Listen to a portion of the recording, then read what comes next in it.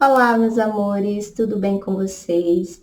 O assunto de hoje é ditadura civil-militar no Brasil, um assunto de grande importância, não só a nível de conhecimento histórico, mas um conhecimento que a gente deve levar para a vida.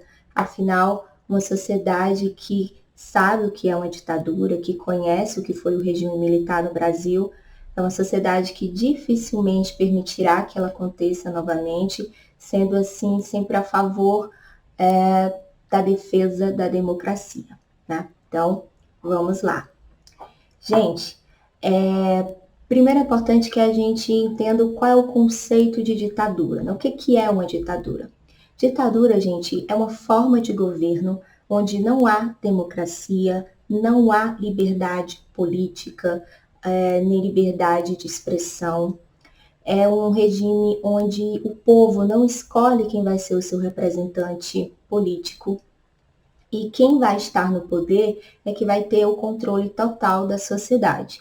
Esse controle vai ser exercido na base da violência, da repressão, de prisões, de torturas.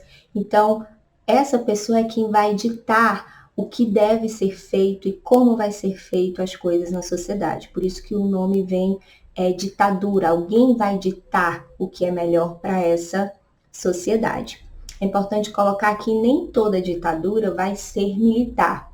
Normalmente ela vai ter a presença de militares, até porque toda essa repressão, essa perseguição vão ser feitas por eles, né? Então, por isso que é tão comum numa ditadura a gente ter a presença de militares, mas nem sempre quem estará à frente é o militar. Mas no caso da ditadura que a gente viveu de 1964 a 1985, nós tivemos à frente militares, mas que esse golpe militar não foi implantado apenas por militares. Houve a participação do povo, de civis também, tanto na sua implantação quanto na sua manutenção. Por isso que nós chamamos de ditadura civil-militar, tá? Como representação dessa participação dos civis, nós temos aqui a passeata, a Marcha da Família com Deus, né? Que foram milhares de pessoas às ruas pedir pela deposição de João Goulart e pela intervenção militar. Aqui faixas, né? Comunismo não. Eles acusavam, nós estudamos que eles acusavam João Goulart de ser comunista, e aí pediram o golpe, pediram pela intervenção militar, porque acreditavam que eles seriam capazes de acabar com o comunismo no Brasil. Aqui mais uma foto, né? Marcha da Família com Deus pela Liberdade. Enfim, vendo todas essas imagens, é impossível enxergar a ditadura como algo feito apenas por militares. Não, houve sim uma participação, e uma participação ativa e efetiva dos civis no período da ditadura militar no Brasil, ok? Que durou de 1964 a 1985, ou seja, 21 anos. Vamos aqui então relembrar como é que se deu esse golpe, né? O governo de João Goulart foi extremamente conturbado, né? Praticamente não deixaram ele governar, mas o golpe começou com a Marcha da Família com Deus pela Liberdade, onde nós tivemos 500 mil pessoas em São Paulo e 1 milhão de pessoas no Rio de Janeiro, gente. Ou seja, era muita gente pedindo pela intervenção militar. É importante lembrar que essa Marcha da Família com Deus foi organizada pela igreja. A igreja tanto apoiou o golpe quanto foi conivente com os militares durante toda a ditadura. Além da igreja, estavam presentes empresários, latifundiários, toda a oposição. Então, era grande o grupo de pessoas que queria que João Goulart saísse do poder e que se desse a intervenção, que acontecesse a intervenção militar. O golpe acontece dia 31 de março de 1964 e tudo isso com o predomínio do discurso anticomunista, né? Se pregava que era necessário acabar com o comunismo no Brasil e quem era capaz, seria capaz de acabar Com isso, seriam os militares que colocariam ordem no Brasil e acabaria com o comunismo. Então, mais uma vez, o discurso anticomunista, né, a desculpa de acabar com o comunismo é utilizada aqui para mais um golpe militar. Assim como fez Vargas no Estado Novo, os militares agora fizeram novamente. Essas passeatas, gente, essa marcha da família com Deus repercutiu bastante na época. A gente tem aqui algumas manchetes, né, do período. Passeata de 500 mil em São Paulo defende o regime. Então, assim, a mídia também ficou do lado dos militares, né?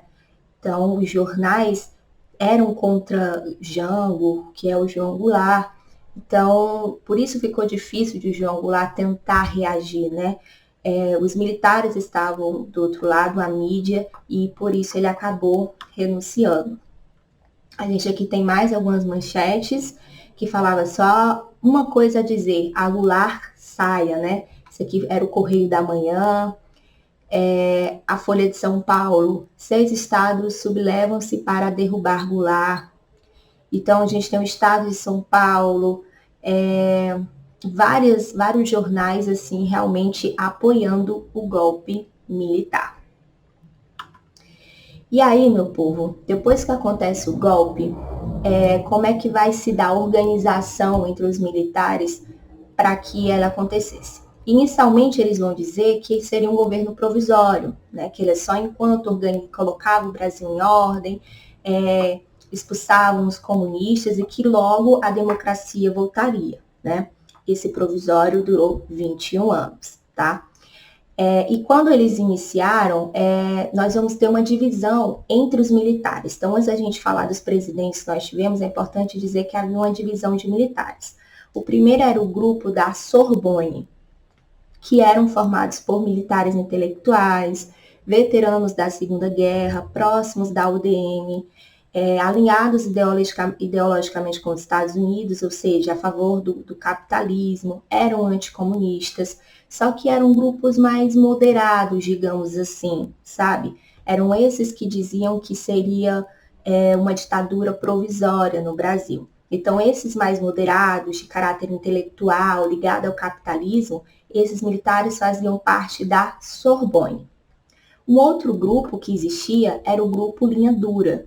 Esses também anticomunistas, mas esses já não tinham ligações diretas com os Estados Unidos, eram nacionalistas e avessos a políticos e a qualquer tipo de democracia. Esses sim eram os mais radicais, esses sim não queriam que a ditadura fosse algo provisório, e sim que fosse o regime oficial do Brasil. Então, eram esses os tipos de militares que nós tínhamos no Brasil. De um lado da Sorbonne, com viés um pouco mais moderado, intelectual, e o Linha Dura, que são os mais radicais, os mais opressores, que queriam deixar a ditadura como algo permanente no Brasil. Então, dos 5 presidentes que nós tivemos aqui no Brasil, alguns foram do grupo da Sorbonne, alguns do grupo Linha Dura. A ditadura militar no Brasil, gente, ela tem algo em comum em relação a outros países que também tiveram ditadura, que é o quê? Nós tivemos 5 presidentes militares. Geralmente, países que vivem sob uma ditadura, nós temos uma só pessoa, né, um ditador, que fica no governo vários anos, né? Na Argentina foi assim, se a gente pegar a própria União Soviética, né, que lá havia a ditadura socialista, o Stalin governou até a sua morte, então geralmente é composto por um ditador. Mas aqui no Brasil, o que eles pensaram? Para dar uma ideia de normalidade, né, de que mesmo na ditadura havia uma mudança no governo, eles optaram por mandatos, né?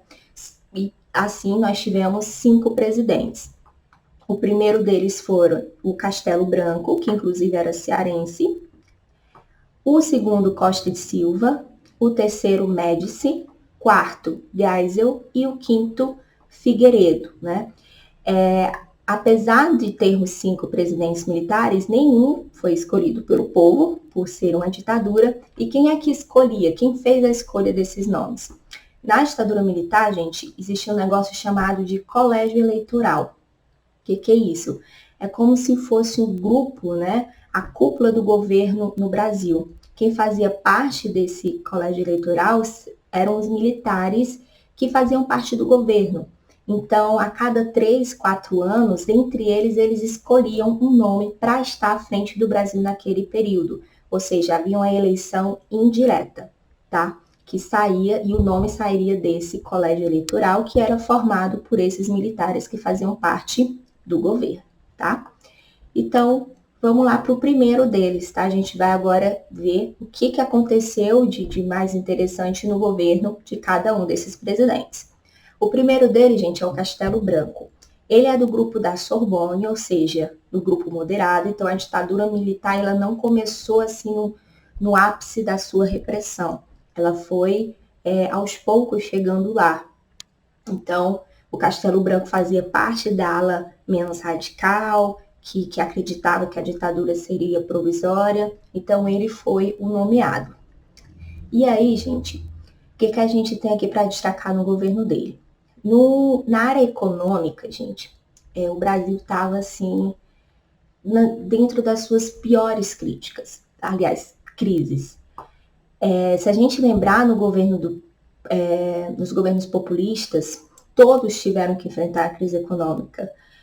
Com exceção de alguns momentos ali de ascensão, o fato é que o Brasil estava financeiramente numa posição muito ruim. Então, a primeira coisa que ele faz é criar um plano de ação econômica do governo, um plano para tentar recuperar a economia do Brasil, que é o PAEG, né? Plano de Ação Econômica do Governo.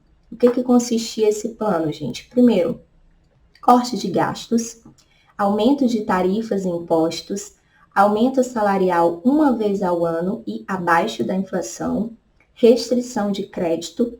Além disso, nós tivemos arroxo salarial, recessão e desemprego. Então, assim, os militares, quando chegaram no poder, eles prometeram, assim, elevar a economia do Brasil, né, tornar ele uma potência, estabelecer a ordem, expulsar os comunistas, enfim. Mas o que se encontrou inicialmente foi ainda mais o aumento de impostos, né, recessão, desemprego. Então, o primeiro governo da ditadura militar, de longe, não foi um governo próspero na economia. Já no lado político, a gente vai ter os chamados atos institucionais. O que é isso, gente? A Constituição que até então estava regendo o Brasil era de 1946, que foi aquela criada no governo de Eurico Gaspar Dutra após o fim do Estado Novo, né? Ou seja, era uma Constituição democrática. Só que agora a gente vivia uma ditadura, então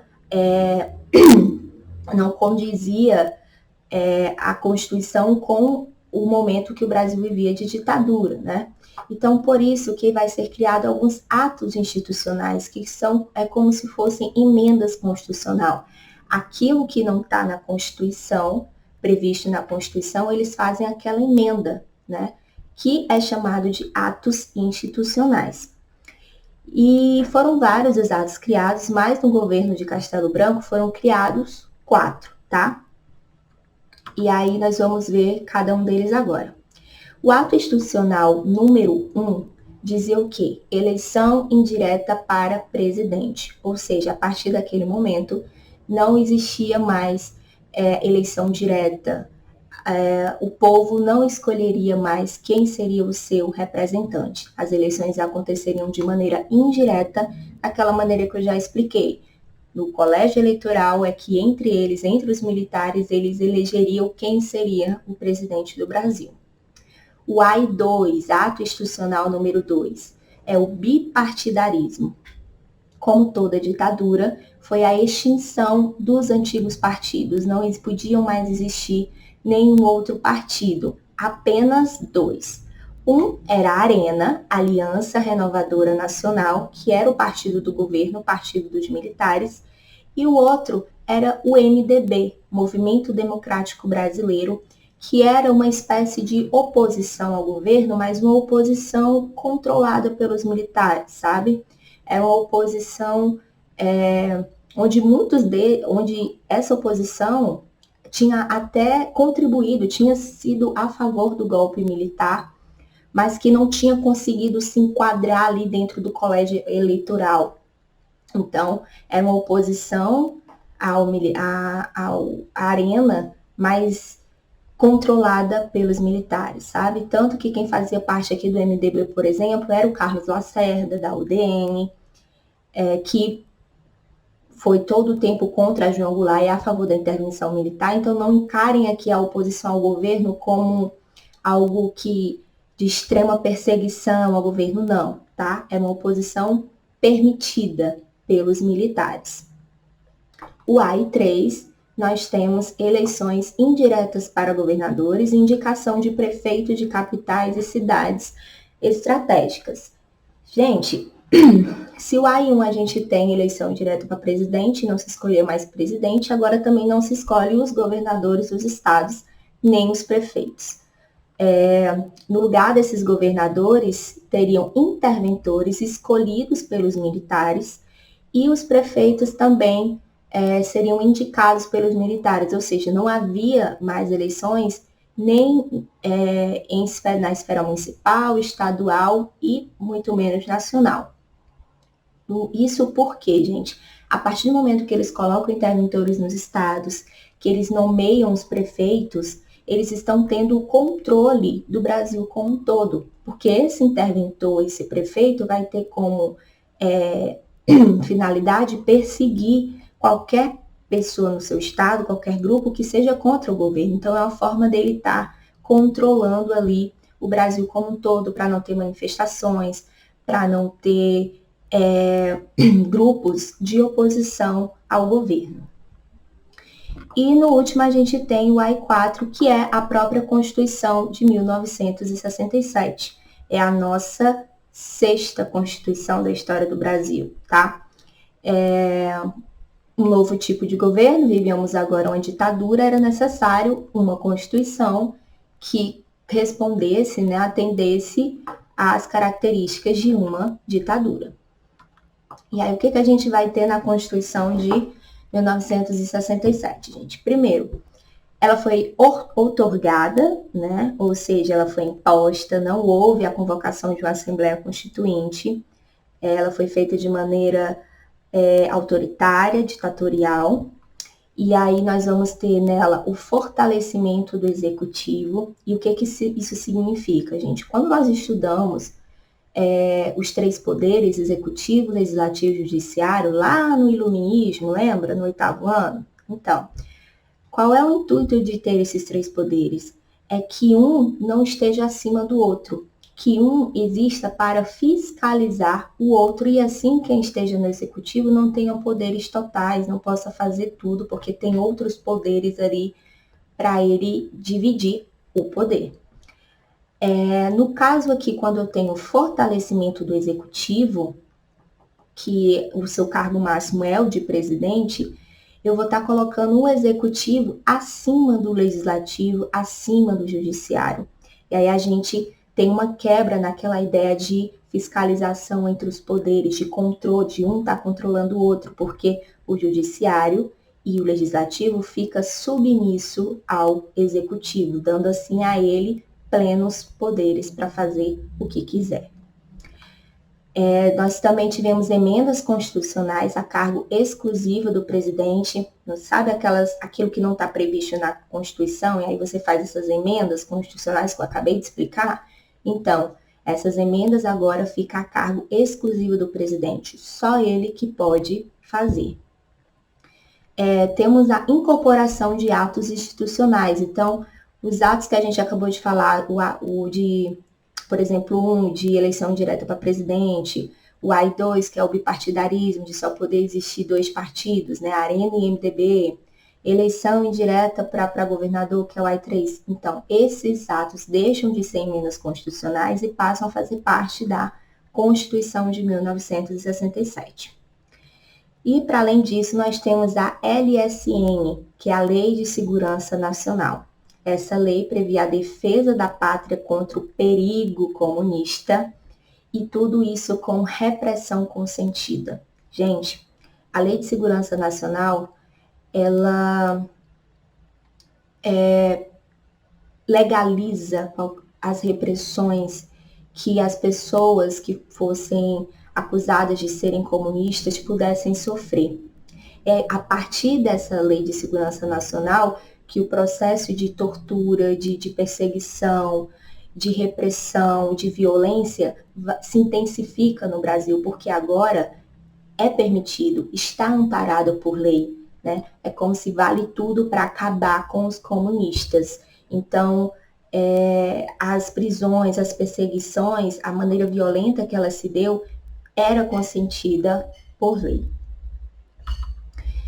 E aí, isso que a gente tem de mais importante do Castelo Branco, né? A tentativa de recuperar a economia com o plano PAEG, que não dá muito certo, os atos institucionais e a criação da Constituição de 1946. Ele termina o mandato e aí quem assume em seguida é o Costa e Silva, que é o segundo presidente do período militar no Brasil. E aí esse já é da linha dura, ou seja, faz parte daqueles militares mais radicais e fica no poder de entre 1967 a 1969. Galerinha, por que o Costa e Silva já foi do linha dura e não da Sorbonne? Porque depois que Castelo Branco começa a tomar suas medidas, a implantar os atos institucionais, a excluir os partidos, né, deixando apenas 2, cria a Lei de Segurança Nacional que permite a repressão, a violência, né? Então, vão surgir revoltas, pessoas contra a ditadura. Né? As pessoas, algumas se atentaram, caiu a ficha do que é realmente viver uma ditadura. Então, começam alguns protestos, até alguns grupos políticos também de oposição à ditadura, porque muitos partidos foram excluídos. E aí, na medida que foi começando essa oposição ao governo da ditadura, eles perceberam que, olha, é o momento de endurecer o regime. Então, vamos colocar no poder alguém linha dura, alguém mão de ferro, alguém mais repressor, que é para mostrar para eles que a ditadura aqui não está para brincadeira, né? Que a gente não vai permitir nenhum tipo de oposição. Então, por isso que eles indicam Costa e Silva. E aí, gente, inicialmente o governo de Costa e Silva, fruto até da oposição que veio se organizando no governo de Castelo Branco, nós vamos ter várias manifestações estudantis contra o governo, principalmente no ano de 68. Na verdade, gente, 1968 ele é um ano em que mundialmente as manifestações estavam explodindo pelo mundo, seja nos países que queriam conquistar sua independência, seja na luta contra as repressões que estavam vivendo em seus países, mas o fato é que é um ano muito simbólico, não só aqui no Brasil, mas para o mundo, um ano de resistência, né? E aí aqui no Brasil, como é que vai ser esse 68? Com muitas manifestações estudantis, a UNE, né? Os estudantes, os jovens, eles sempre vão ser uma figura muito marcante, importante no processo de luta e de resistência na história do Brasil. E aqui eles reivindicavam oposição ao acordo MEC-USAID, que era, na verdade, a inserção do militarismo dentro da educação, né? O controle que estava se tendo do MEC. Exigiam melhor qualidade e preço nos RUs. O que é RU, gente? É restaurante universitário. Nas universidades públicas existem os restaurantes universitários, onde fornecem almoço, jantar. E, ao contrário das escolas públicas, esse almoço os estudantes têm que pagar por ele. Então, quer enlouquecer um estudante é você aumentar o valor desse almoço, né? Porque muitos estudantes não têm nem condições para chegar até a universidade, para pagar o ônibus. Então, aumento desse almoço revolta muitos estudantes. Então, eles tanto reivindicavam pela a manutenção ou diminuição do valor desse almoço, quanto da qualidade. E, claro, também lutavam contra a ditadura, queriam o retorno da democracia. Lembrando que a UNE foi um dos poucos grupos que ficaram do lado de João Goulart no processo da sua retirada, né? Enquanto as pessoas estavam pedindo para que ele saísse, a UNE, os estudantes ficaram do lado de João Goulart. E aí, no meio dessas manifestações, dessas galerinha que ia à rua protestar, nós tivemos o assassinato do estudante Edson Luiz, no Rio de Janeiro, em março de 68, num confronto com a polícia. E aí, meu povo, quando o Edson Luiz morre, há uma intensificação ainda maior na luta para o fim do regime militar, porque agora queriam também salvar o nome do Edson Luiz, né? A luta era por ele também, pela vida dele. E por isso que a gente tem também a passeata dos 100 mil, que foi outro momento super marcante desse período de manifestações, onde nós tivemos mais de 100 mil pessoas indo às ruas pedindo pelo fim da ditadura militar, pessoas com cartazes, né, pedindo por liberdade, pedindo por melhorias na educação, pelo fim, abaixo a ditadura. E aí a gente vai ter artistas, cantores, pessoas do esporte, enfim, um momento assim, de intensificação das manifestações, das revoltas, da oposição ao governo militar. Além da manifestação dos estudantes, da passeata dos 100 mil, nós tivemos também greves, várias greves, em Osasco, em São Paulo, Contagem e Belo Horizonte, né? Os operários também se colocando contra o governo militar. E como é que os militares vão responder a todas essas manifestações que estavam acontecendo, gente? Com ampla repressão do governo, né? Se o estudante foi assassinado, né, gente? O estudante morreu na frente de todo mundo, na rua, com milhares de pessoas vendo. Imagina o que não... Simplesmente porque ele estava ali protestando contra o governo, imagina o que acontecia com a pessoa que era presa numa sala fechada, né? O assassinato do Edson Luiz era só uma prévia das várias tragédias que ainda ia acontecer no regime militar. Aqui nós temos algumas fotos, né? Aqui é a manifestação no Rio de Janeiro 68, da UNE, os estudantes reivindicando por melhorias, pedindo mais vagas na universidade pública. E na passeata dos 100 mil, que eu falei para vocês, né, que uma das frases que se falava é matar um estudante, mas podia ser seu filho, né? Aqui nós temos mais fotos, temos aqui o Edson Luiz, o estudante que foi morto.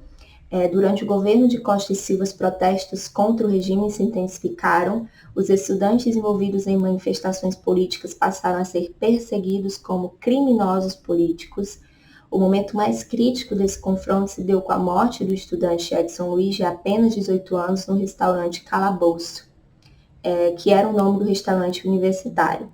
O motivo da morte foi um protesto organizado pelos estudantes da escola secundarista, que era no mesmo local do restaurante, contra o preço da comida e contra, obviamente, o regime ditatorial. Então, você ser contra o governo, você expor a sua opinião política, significava ser crime, você era um criminoso político. Então, para vocês terem uma ideia o que é uma ditadura, se hoje a gente expõe nossa opinião, fala, ainda podemos falar o que pensa do presidente, do governador, imagine que isso na ditadura, você falar mal do governo, você era um criminoso político, você seria perseguido, você seria preso por isso.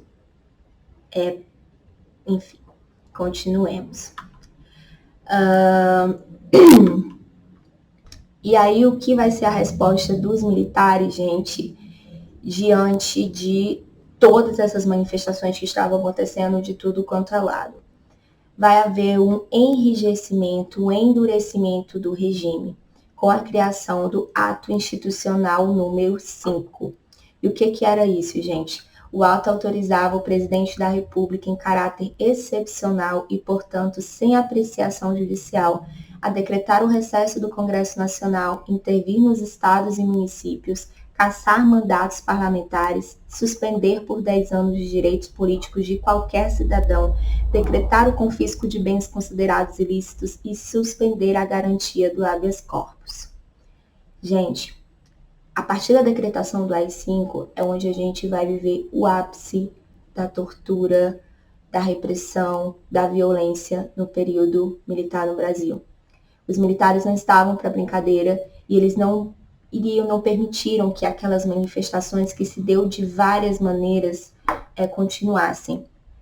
Então, o ato institucional número 5, na verdade, é oficializando o endurecimento da ditadura, é o fechamento do Congresso, é o momento em que o Brasil vai passar a ser vigiado, onde a repressão vai ser muito maior, onde aquela lei de segurança nacional que consentia a repressão vai ser explorada a todo o momento.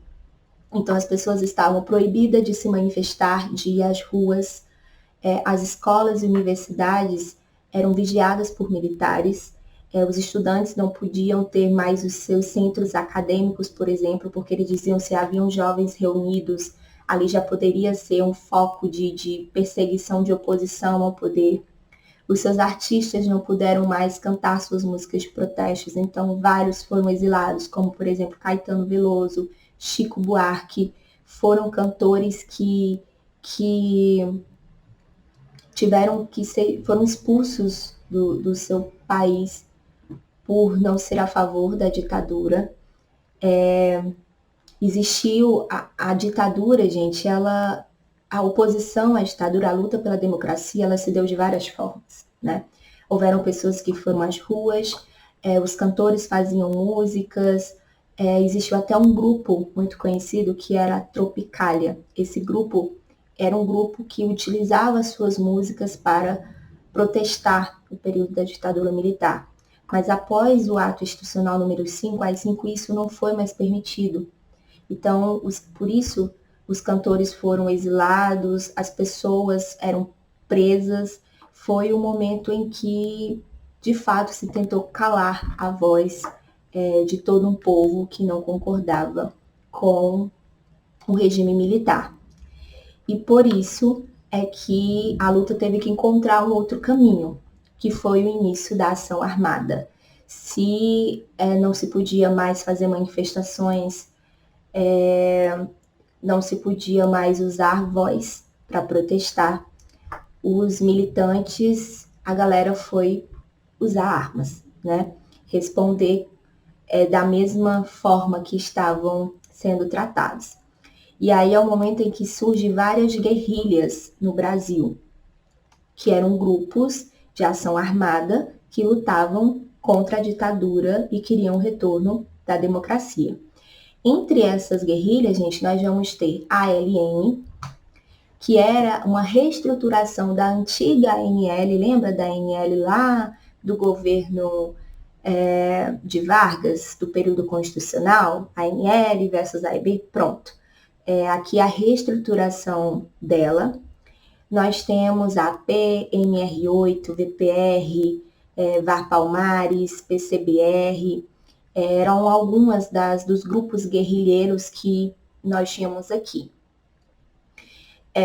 Nós tínhamos dois tipos de guerrilha, gente. A gente tinha a guerrilha urbana, que eram grupos que agiam nas cidades, e uma guerrilha rural, que já era no campo. A guerrilha rural, gente, a mais famosa foi a do Araguaia, no Pará, justamente porque por ela, a base dela ser estabelecida no meio das matas, os militares tiveram dificuldade de chegar até ela. Então, de todas as guerrilhas, ela foi a última a ser destituída, né? A ser capturada. Já nas guerrilhas urbanas, o que é que nós vamos ter, né? Era muito comum ter sequestros de embaixadores e diplomatas estrangeiros, assaltos a banco. E por que eles faziam isso? Essas pessoas, gente, primeiro vamos entender uma coisa. A galera que entrou para a luta armada foram pessoas que abdicaram da sua vida pessoal, da relação com a família, da mãe, do pai, e a sua vida passou a ser a luta contra a ditadura militar no Brasil. Então, eles não tinham casa fixa, eles andavam de um lugar para o outro fugindo, se organizavam secretamente, usavam pseudonomes, né? Organizavam ali algumas operações, e como, por exemplo, o sequestro de embaixadores. E por que eles sequestravam essas pessoas? Para trocar a libertação deles por companheiros que haviam sido presos. Então, por exemplo, veio um embaixador americano, eles sequestravam e negociavam com os militares. Olha, solta 70 dos nossos companheiros que a gente liberta o embaixador. Vinha um embaixador do Japão, liberta 50 dos nossos companheiros que a gente libera o embaixador. Então, esses sequestros desses embaixadores era trocando não por dinheiro, mas vida por vida, né? Salvar os seus companheiros, como eles se tratavam, que haviam sido presos e torturados, enfim. Além disso, assaltos a banco, esses assaltos que eles faziam ao banco, e isso não eram as pessoas físicas, mas ao banco, que eram financiados pelos militares para poder conseguir armas, né? Para poder eles conseguirem bancar as suas operações. Os guerrilheiros, gente, eles vão ser tratados como vândalos, como bandidos, que deveriam ser capturados, não só pelos militares, mas como pela sociedade.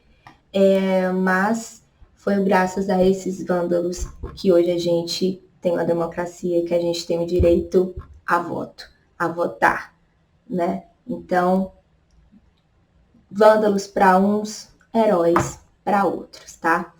E o que acontecia? Que a gente tem o Marighella, né?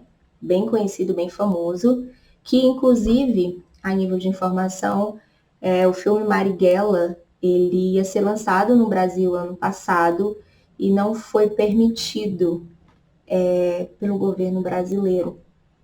Então, parece que a censura não acabou, não é mesmo? E aqui para mostrar o envolvimento das mulheres, que também foi bem ativo durante o processo da ditadura militar. Várias militantes faziam parte dessas guerrilhas, desses grupos, faziam parte da luta pelo fim da ditadura militar. Aqui essa foto era da VAR dos Palmares.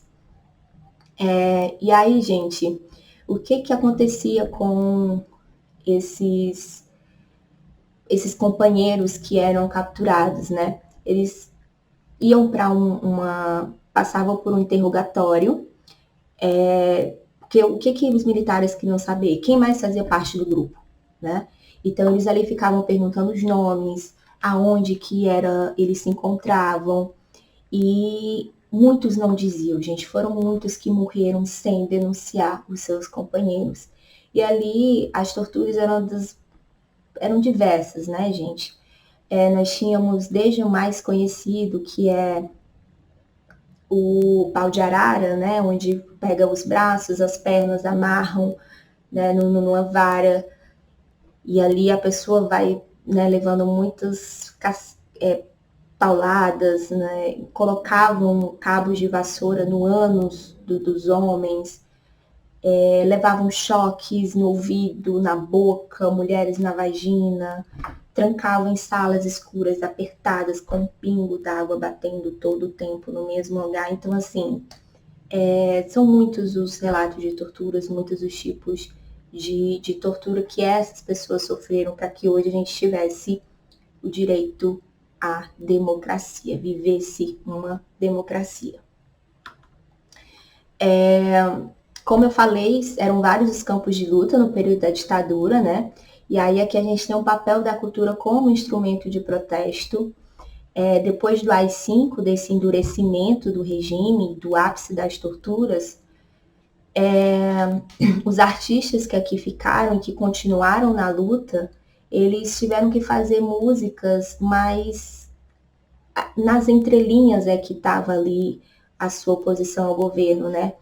Não eram tão explícitos, porque se fosse ele seria preso. Então a gente tem como, por exemplo, o Bêbado Equilibrista, da Elis Regina, temos Cálice, né, que na música falava do cálice de vinho, mas na verdade o cantor queria falar do cálice, da voz que estava sendo retirada do povo com a ditadura. No cinema, a gente vai ter o Cinema Novo, que era um grupo que passava filmes que eram proibidos, né? Filmes que falavam de guerrilha, de cunho socialista.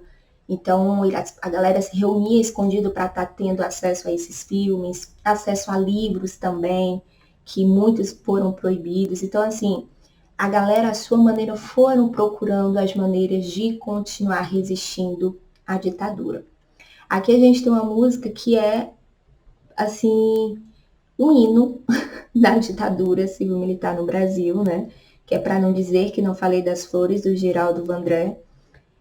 Se você não conhece essa música, porque realmente você não conheceu essa parte, não conheceu o que foi a resistência à ditadura militar no Brasil, é super conhecida. E a letra dela fala bem, né, do que foi esse período tão horroroso que a gente viveu na história do nosso país.